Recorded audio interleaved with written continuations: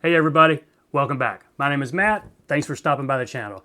Now tonight I'm going to be doing the third fly in my Southern Appalachian Great Smoky Mountain Trout Fly series. It's another one from Don Kirk's book, Hatches and Fly Patterns of the Great Smoky Mountains.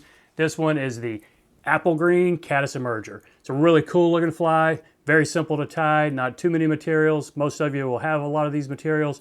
I think you're going to enjoy this one. Let's get started. So there it is in the vise, the Apple Green Caddis Emerger.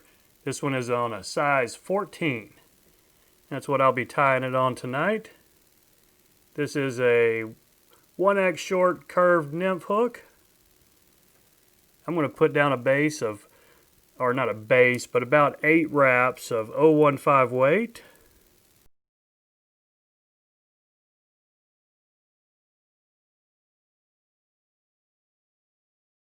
Now the thread on this guy is brown. I'm using a 6/0 waxed thread.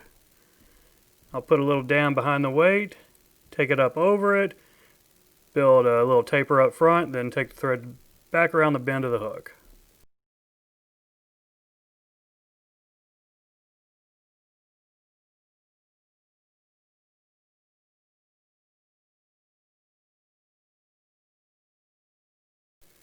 Now you might want to rearrange it in here a little bit because we need to go a little farther back than that before we tie in our tail.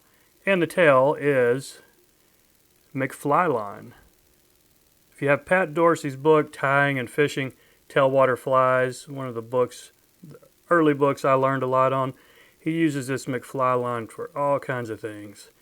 Tails and parachute posts and shucks, lots of things. So get that caught in right on top, just a small little tuft coming off the bend of the hook. So let's catch this in with a few tight wraps before we snip this off.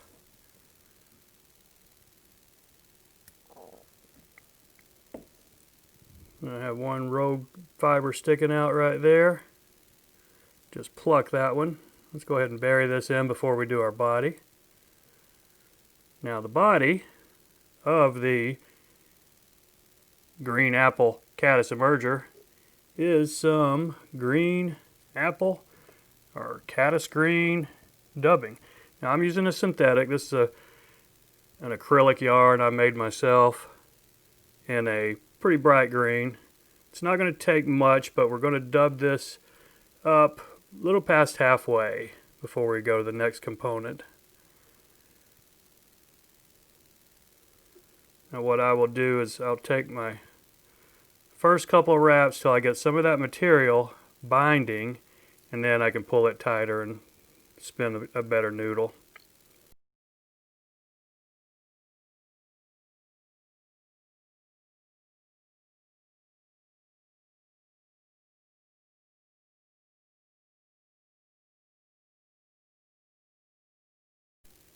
Okay, that's about where I want it. I'm going to rearrange my hook. Let's build a little bit of a base right here before we tie on our wing.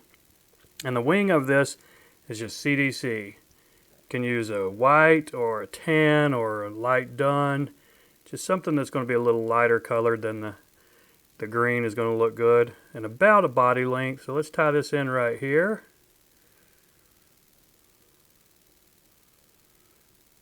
And we want it sticking up, so that's about what we want right there. A couple of tight wraps. I got that sticking up how I want it. Go ahead and snip this off. Now we do have a little hackle, so take a very small slip of Partridge. This is natural. Now you want to prepare it, pull the fluff off, and then get a tie-in point like this right here.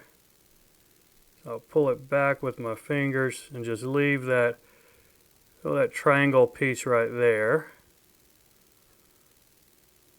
I'm going to put about 3 wraps and fold that back over on itself and really secure it. And you can probably just break this off. Partridge is pretty thin. I don't have a whole lot to grab, so I'm going to just go ahead and snip it. Okay. Now you'll want your hackle pliers for this because you've got about 1/2 inch of a feather to be working with. And we're only going to do one wrap, maybe 1.5, just to get us back to a good tie-in point. So there's a half, and that last wrap, don't worry if we're going forward. We will take care of that with our head in just a minute. So let's catch in that stem. 2 wraps should be fine. I'm going to go ahead and snip this stem off.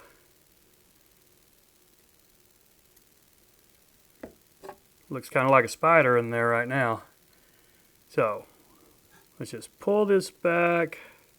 If you've got them spread out all the way around, 360 degrees around it, it's going to look pretty cool. If not, don't worry about it. It's a fishing fly. Okay, so we got that caught in right there. I don't want too big of a ramp or a step down, so I'm going to just try to ramp that back up. Right there, that should work. Now our head on this guy is brown. Any brown dubbing you've got? I'm using rabbit. I think rabbit has looked the best. It's a little bit buggy. It's rabbit fur. There's not much guard hairs in this, but dub about maybe an inch noodle right here. And just take it all the way back. I got one fiber right there that wants to stick forward on me. And just dub it all the way up to the eye. Try to tighten that one up a little bit. Don't worry about leaving room for head cement. You don't need it on this. I will do 2-3 turn whip finishes right behind the eye. And that will be sufficient to hold this fly together. So now's the time to do any cleanup if you need to. I'm not going to do any cleanup. I got a few stray synthetic fibers sticking around, but this thing's going in the fly box just like it is. So there you go, folks. The Apple Green Caddis Emerger. Pretty fun tie, very effective pattern. Hope you enjoyed it.